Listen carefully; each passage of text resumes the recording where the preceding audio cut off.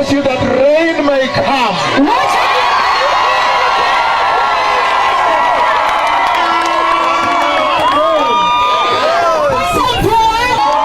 Father, in the mighty name of Jesus, I bless this land and all these people, that you may open heaven and bring rain.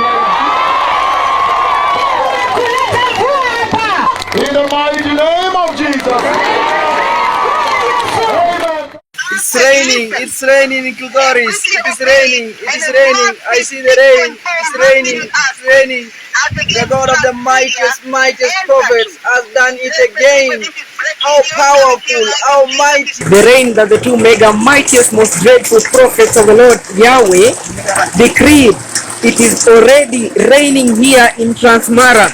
Very, very tremendous and very, very shocking. Actually, very serious indeed. Because today, when the two mega mightiest prophets of the Lord Yahweh were in Bomet, they decreed that the heavens are going to be open over the nation. And today, it is already raining here in Transmara.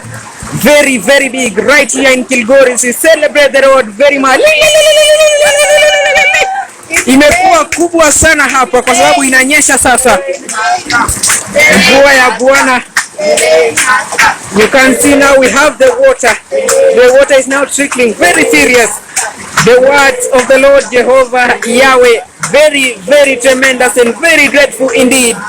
We are shocked, actually very much shocked, because the words of the Lord is utterly fulfilled. Less than 2 hours ago, the two mega prophets of the Lord Yahweh decreed that it is going to rain in Kenya. The heavens are now open.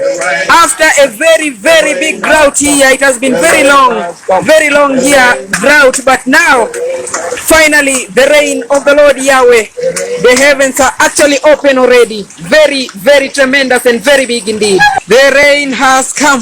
The rain has come.